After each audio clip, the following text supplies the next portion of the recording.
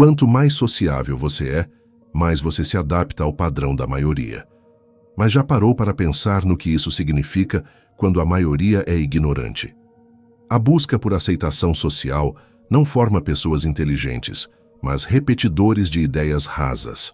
A sociedade moderna glorifica quem fala muito, quem está em todo lugar, quem coleciona conexões superficiais, mas silencia os que ousam pensar por conta própria. Ser sociável demais não é um sinal de força, é uma confissão de medo.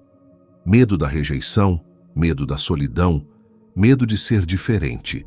E no final, esse medo transforma homens e mulheres em cópias baratas uns dos outros. O sociável típico desenvolveu uma habilidade letal para sua própria mente, a capacidade de perceber instantaneamente o que cada pessoa quer ouvir e entregar exatamente isso. Parece inteligência social, mas na realidade é prostituição intelectual em sua forma mais refinada. É a venda da autenticidade em troca de aprovação temporária. Observe suas últimas conversas em grupos. Quantas vezes você modificou sutilmente sua opinião real para evitar desconforto? Quantas vezes concordou quando discordava internamente? Quantas vezes riu de algo que não achou engraçado? Isso não é diplomacia. É autocensura sistemática, que atrofia sua capacidade de formar pensamentos genuínos. O processo é insidioso. Começa com pequenos ajustes. Uma opinião suavizada aqui, um posicionamento diluído ali. Com o tempo, você perde completamente o contato com suas percepções originais. Sua mente vira um eco das mentes ao seu redor. Se essas mentes operam no nível da opinião pública massificada, você automaticamente se torna mediano. A ilusão da sociabilidade cria um ciclo vicioso mortal. Quanto mais você se adapta às expectativas externas, mais você perde a capacidade de gerar expectativas próprias. Sua inteligência se transforma numa máquina de reprodução ao invés de criação. Você só consegue reagir, nunca agir. Só consegue imitar, nunca inovar.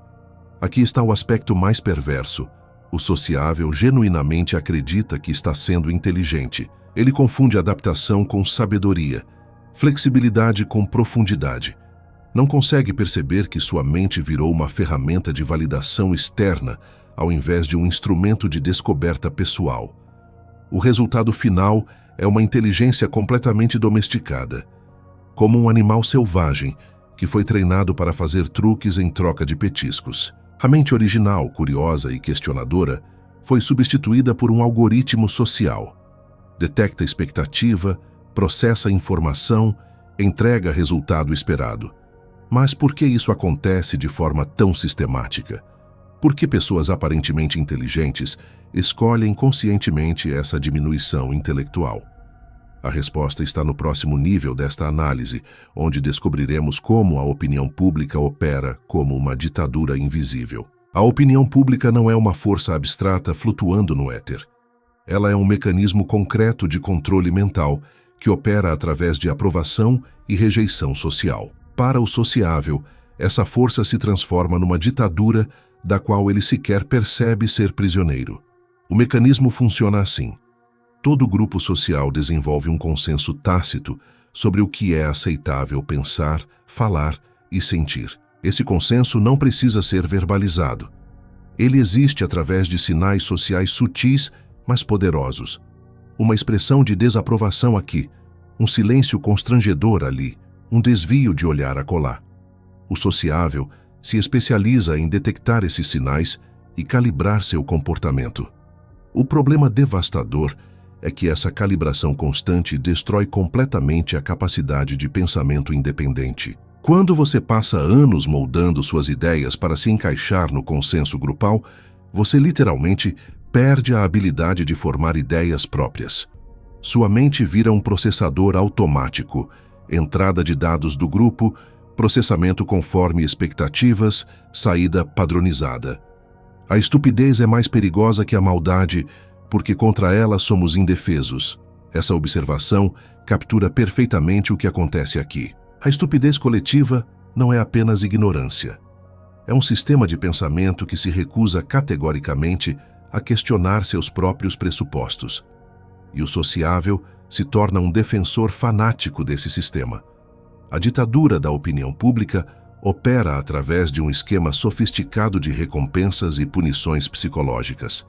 Quando você concorda com o grupo, recebe sorrisos, acenos de aprovação, inclusão nas conversas importantes. Quando discorda, enfrenta frieza, isolamento, questionamento de suas intenções e competência. O cérebro, que evoluiu para priorizar a aceitação social como questão de sobrevivência, aprende rapidamente qual comportamento gera prazer e qual gera dor. A adaptação se torna automática, inconsciente, compulsiva. O sociável eventualmente para de perceber que está se autocensurando. Aqui surge o aspecto mais sinistro. A pessoa genuinamente passa a acreditar que suas opiniões moldadas pelo grupo são suas convicções autênticas. Desenvolveu uma falsa consciência onde confunde adaptação social com insight pessoal. Não está fingindo concordar. Ela realmente acredita que concorda. Essa dinâmica cria um paradoxo cruel. Quanto mais sociável você se torna, mais previsível você fica. Sua contribuição para qualquer conversa se torna completamente antecipável. Você vira seguro, inofensivo, consensual e absolutamente irrelevante para qualquer discussão que realmente importe. A pessoa perde não apenas a capacidade de pensar diferente, mas também a capacidade de reconhecer quando está sendo manipulada. Sua mente se torna um território ocupado onde as ideias dominantes estabeleceram uma base permanente de operações. Se essa é a realidade da sociabilidade excessiva, por que observamos que as mentes mais brilhantes tendem a evitar multidões? A resposta nos leva ao território dos que escolheram preservar sua capacidade de pensamento independente. Existe um padrão perturbador que se repete ao longo da história. Os pensadores mais profundos raramente são os mais populares de sua época. Não é coincidência, é consequência direta de como a inteligência autêntica se relaciona com dinâmicas de grupo baseadas em consenso. O inteligente genuíno rapidamente percebe algo que destrói sua vontade de participar de conversas sociais típicas. A maioria das interações em grupo não busca verdade, descoberta ou compreensão. Elas buscam validação mútua, confirmação de preconceitos existentes e manutenção de hierarquias sociais estabelecidas. Participar dessas conversas significa aceitar tacitamente suas premissas falsas. Vamos ser específicos sobre o que acontece. Quando uma pessoa inteligente se encontra num grupo social comum, ela enfrenta duas opções igualmente desagradáveis. Primeira opção: expressar suas percepções genuínas e ser rejeitada, incompreendida ou rotulada como problemática. Segunda opção: adaptar-se ao nível da conversa e sentir sua própria mente se atrofiando em tempo real. A maioria das pessoas inteligentes desenvolve uma terceira estratégia: o silêncio estratégico. Aprendem a observar sem participar, ouvir sem contribuir, estar presente fisicamente enquanto se retiram mentalmente. É uma forma de preservação intelectual diante da pressão para se diminuir. O indivíduo sempre teve que lutar para não ser engolido pela tribo. Essa observação não é romântica, é prática.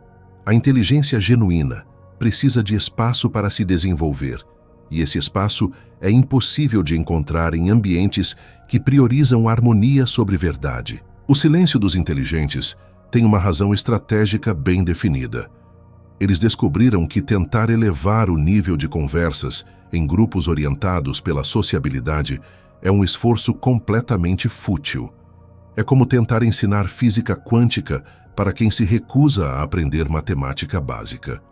A resistência é imediata, o desconforto é palpável, o resultado é a expulsão social do perturbador.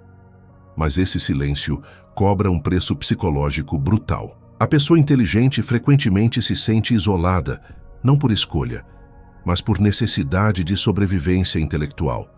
Ela gostaria de compartilhar suas descobertas, seus insights, suas perguntas profundas, mas aprende rapidamente que fazê-lo em contextos sociais típicos é contraproducente. Aqui emerge um insight devastador.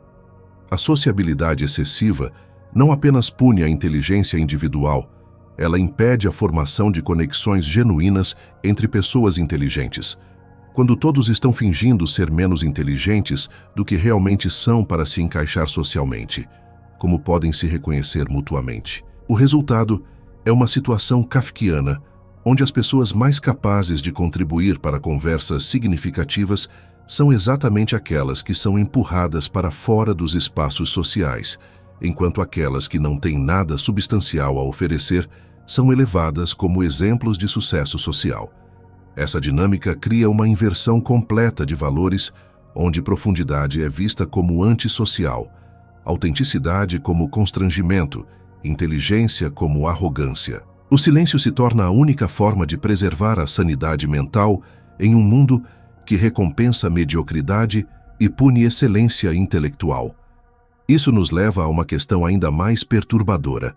Se a inteligência tende ao silêncio e a sociabilidade promove superficialidade, o que isso significa para a qualidade geral das interações humanas? A superficialidade não é um efeito colateral infeliz da sociabilidade excessiva.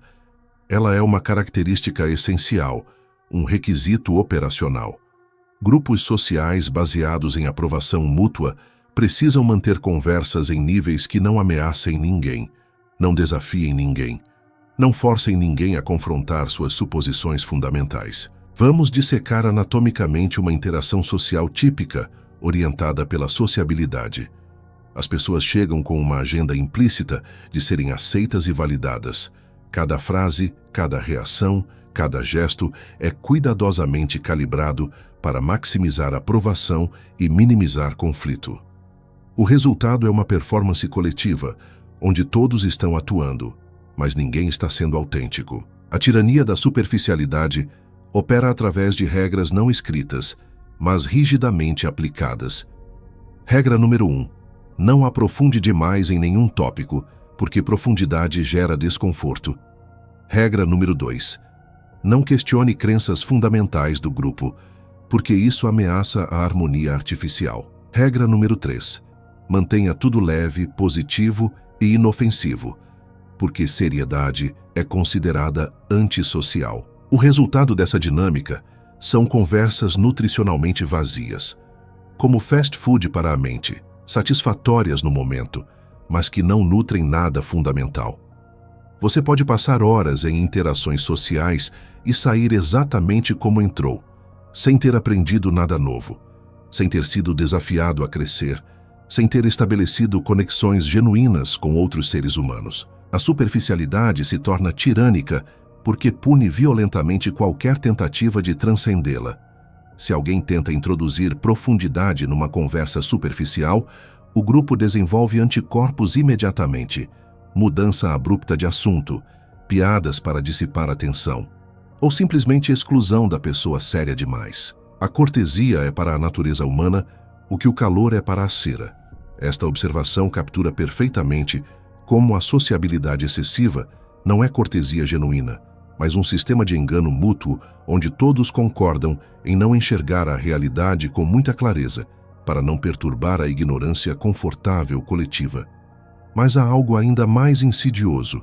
A superficialidade se perpetua através de um processo de seleção natural social. As pessoas que prosperam em ambientes superficiais são precisamente aquelas que têm menos interesse em profundidade, crescimento ou verdade. Elas se tornam os líderes sociais, estabelecendo o tom para todos os outros. O resultado é uma inversão completa de valores. Profundidade é vista como comportamento antissocial, autenticidade como falta de jeito social, inteligência como arrogância insuportável. A superficialidade não é apenas tolerada, ela é recompensada e celebrada como inteligência emocional. Essa dinâmica cria uma armadilha cruel.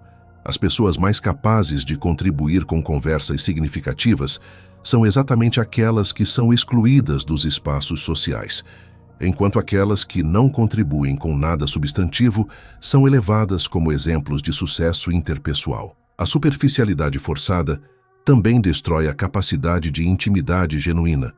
Como você pode conhecer verdadeiramente outra pessoa se ambos estão constantemente gerenciando impressões e evitando qualquer coisa que possa causar desconforto. Relacionamentos baseados na superficialidade são relacionamentos baseados em personas falsas interagindo com outras personas falsas. O que isso significa para indivíduos que se encontram presos nesse sistema? Como alguém pode preservar sua integridade intelectual, navegando num mundo que parece projetado para recompensar exatamente o oposto? Existe uma sedução poderosa na estupidez compartilhada que precisamos compreender se quisermos entender por que tantas pessoas conscientemente escolhem a diminuição intelectual em troca de aceitação social. Não é simplesmente fraqueza, é uma forma de conforto psicológico que oferece benefícios tangíveis, mesmo que às custas do crescimento genuíno. A estupidez compartilhada oferece primeiro e principalmente uma sensação de certeza num mundo fundamentalmente incerto. Quando um grupo concorda em não questionar certas suposições básicas, todos podem operar com a ilusão de que sabem como o mundo funciona. É infinitamente mais confortável viver numa realidade compartilhada e inquestionável do que enfrentar a ansiedade de reconhecer que não sabemos praticamente nada. Considere como isso funciona praticamente. Num grupo que compartilha a mesma visão de mundo simplista, nunca há debate real ou incerteza genuína. Todos sabem o que é certo, o que é errado, quem são os heróis, quem são os vilões. Complexidade é eliminada. Nuance é rejeitada. Ambiguidade é resolvida através de consenso grupal. É um paraíso falso da clareza absoluta. A segunda atração da estupidez compartilhada é a eliminação da responsabilidade individual pelo pensamento. É exaustivo ter que constantemente avaliar evidências, considerar múltiplas perspectivas e tomar decisões baseadas em raciocínio cuidadoso. Muito mais fácil deixar o grupo decidir e simplesmente seguir a corrente. A preguiça intelectual é recompensada com aceitação social automática.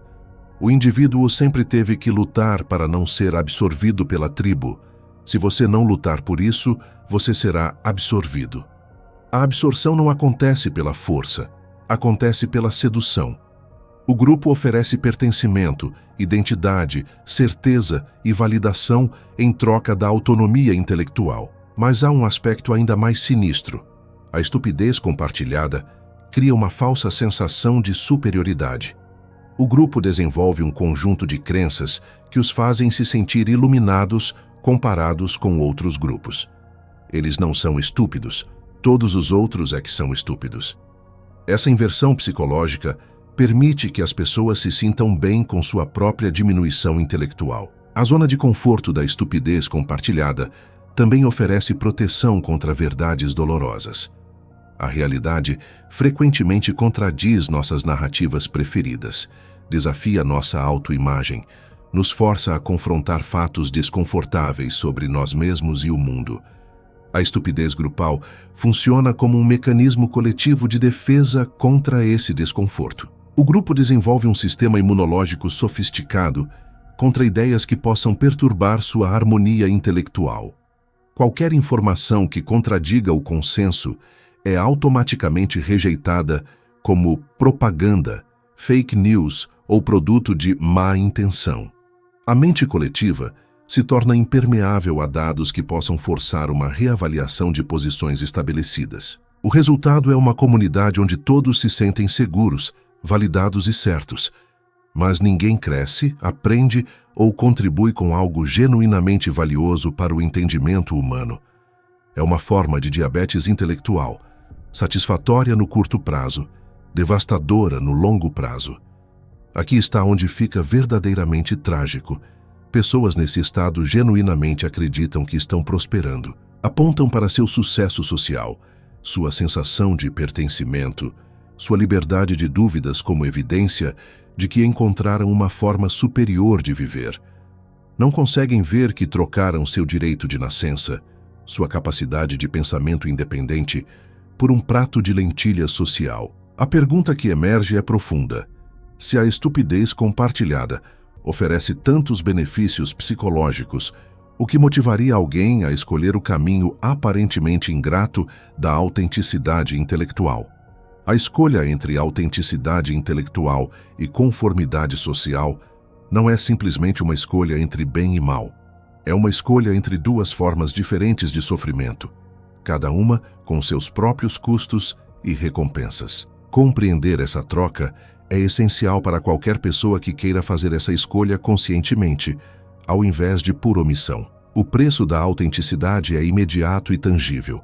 Isolamento social, incompreensão frequente, conflito interno constante entre o que você genuinamente acredita e o que seria socialmente conveniente. Quando você se recusa a adaptar seus pensamentos às expectativas do grupo, você automaticamente se exclui de grandes porções da vida social convencional. Esse isolamento não é meramente sobre estar sozinho fisicamente, é sobre estar intelectualmente sozinho. Você pode estar cercado de pessoas e ainda se sentir fundamentalmente desconectado porque não compartilha suas suposições básicas sobre a realidade. Conversas se tornam exercícios de tradução, constantemente tendo que simplificar seus pensamentos ou explicar conceitos básicos que deveriam ser óbvios. Há também o fardo da responsabilidade total. Quando você pensa independentemente, você é responsável por suas conclusões. Não pode culpar o grupo se estiver errado. Não pode se esconder atrás do consenso quando as coisas dão errado. Cada posição intelectual que você assume é algo que deve defender com seu próprio raciocínio, não com autoridade grupal. As pessoas estúpidas são mais perigosas que as más, porque você não pode negociar com elas. Quando você escolhe a autenticidade, constantemente encontra pessoas cujo pensamento foi fundamentalmente comprometido pela lealdade grupal, e tentar raciocinar com elas é frequentemente inútil. Isso cria uma sensação de impotência que pode ser emocionalmente devastadora.